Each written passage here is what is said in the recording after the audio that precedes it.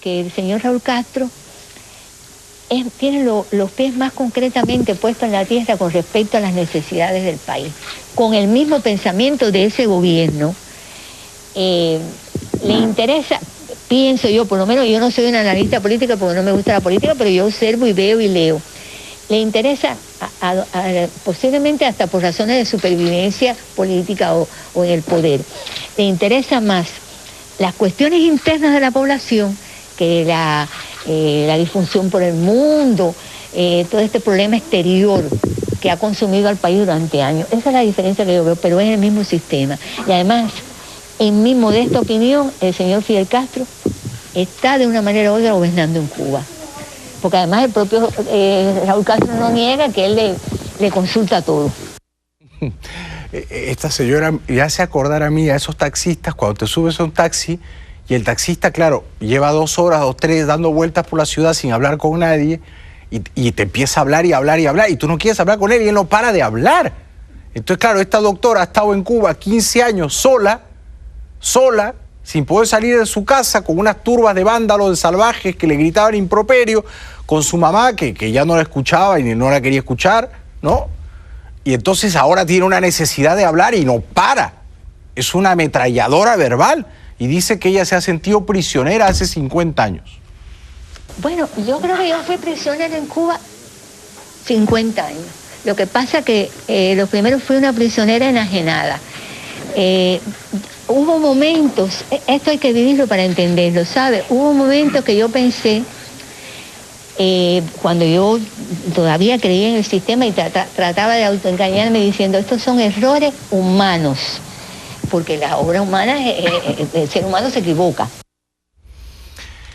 Yo voy a decir una cosa de mal gusto, yo adoro a mi mamá, quiero mucho a mi mamá, es la mejor mamá del mundo, pero cuando veo a Hilda Molina que no para de hablar, pienso mejor no veo a mi mamá por un tiempito. ¿Ustedes me entienden? Hablamos por teléfono brevemente, pero estas señoras que no paran de hablar, por Dios, que se coma un bife de chorizo, que se coma un choripán. En cualquier esquina de Buenos Aires hay un kiosco con un choripán. Que se coma un choripán y que deje de hablar. Y sigue hablando y dice que no se va a quedar en Buenos Aires. Que ya está empezando a extrañar Cuba, que le da la nostalgia por la cubanía y que se vuelve a la cárcel. Y uno no la entiende.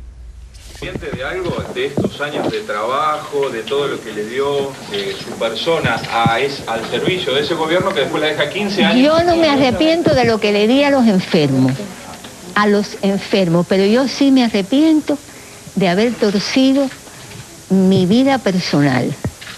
¿Por qué? Porque y dice luego, espero que este sea el video correcto, que se quiere quedar a vivir en la Argentina.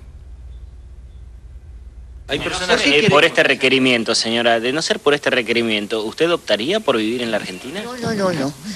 Además, por ejemplo, si yo deseo vivir o quedarme aquí, yo no tengo que estar pidiendo permiso, yo estoy en Argentina y me quedo y ya, sencillamente. No, yo tal vez no pueda racionalmente responder porque tengo tanto interés en regresar a Cuba. Debe ser porque, bueno, siento que es mi patria y porque a lo mejor pienso que uno puede hacer algo hablando, escribiendo, etcétera, desde Cuba. Bueno, la verdad es que es muy respetable, ¿no? Y es hasta heroico y hasta un punto autodestructivo que ella, que ya logró escapar de la cárcel, que está con su hijo y con sus nietos en un país libre, democrático, como la Argentina, donde se come bien, quiera volver a Cuba. Esto no se entiende, pero bueno, cada persona elige sus propias maneras de sufrir. Regresamos después de la pausa. Bienvenidos de vuelta al programa, estamos saliendo en directo y solo quedan 6 semanas para que termine este programa. Es una lástima, pero es así. En Perú, y ustedes están bien informados, hubo una matanza en la Amazonía. El gobierno de Alan García había dictado unas leyes sobre la Amazonía. Los líderes nativos amazónicos protestaron bloqueando una carretera. El gobierno ordenó a la policía que desalojara esa carretera. Como consecuencia del enfrentamiento murieron 10 nativos amazónicos y 23 policías. Y Alan García dice lo siguiente. Las sociedades piden siempre a los estados orden, y ya está bueno, pero estas personas no tienen corona.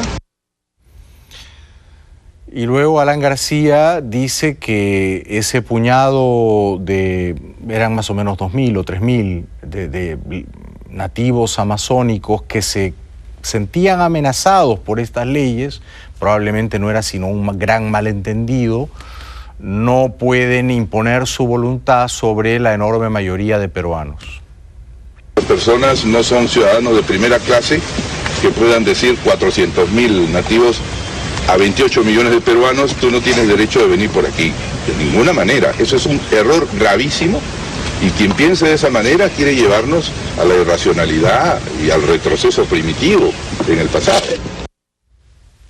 Tal vez fue también un error del gobierno no medir o calcular la reacción previsiblemente bárbara de unos nativos amazónicos que viven en la premodernidad y que no son tal vez capaces de entender que esas leyes podían ser favorables o beneficiosas para ellos y que seguramente fueron manipulados o asusados con fines políticos, pero el gobierno debió ser más prudente, debió ser más sabio y debió evitar el baño de sangre, sobre todo porque murieron 23 policías que fueron torturados salvajemente por estos nativos amazónicos.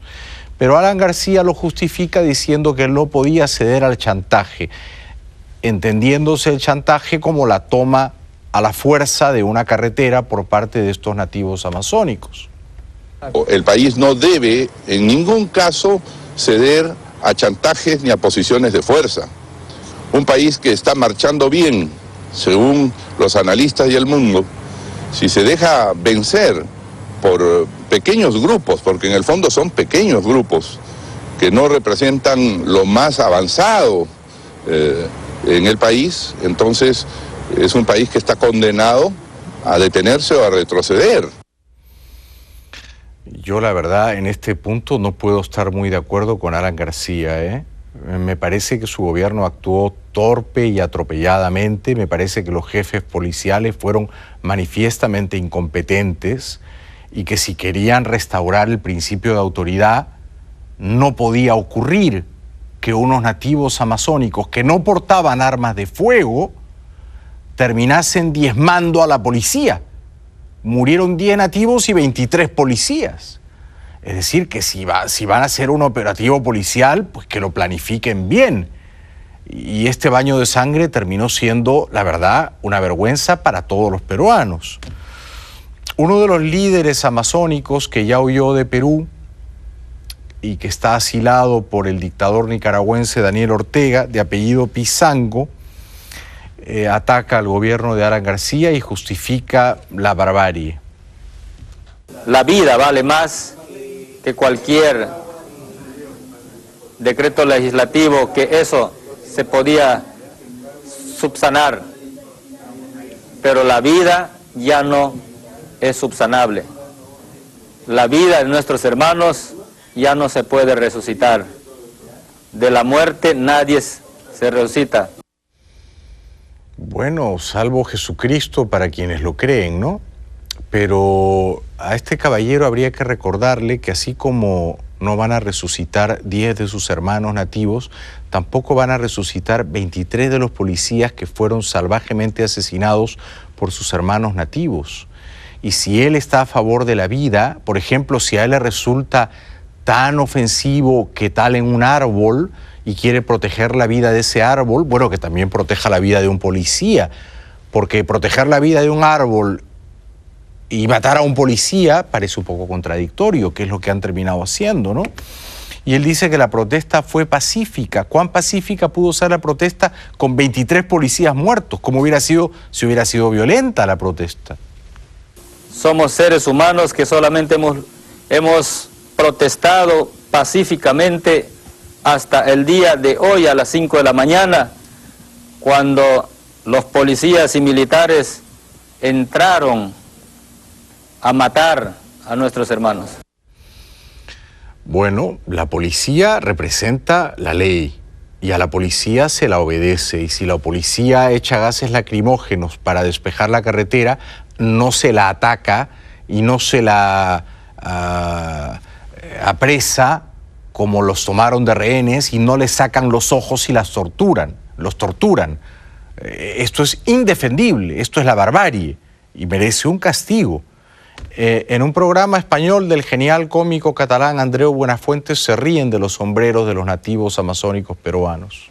No, quítalo, si es que quítalo, porra el análisis político. No. ¿Y qué detalle hace la rueda de prensa delante de una fotocopiadora? Ha estado muy bien. Eran flashes. ¿Ah, sí? Claro. Bueno, hablamos de la de los sombreros. Mira Pizango. Los sombreros de los peruanos. Eso nos interesa. Mira Pizango. Es como si los Beatles se hubieran teñido el pelo como la bandera española y se hubieran puesto mal una diadema.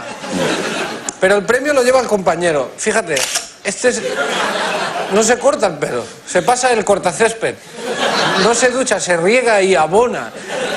Hay que ir con cuidado con ese gorro porque si te echas raíces en el cerebro estás perdido ahí.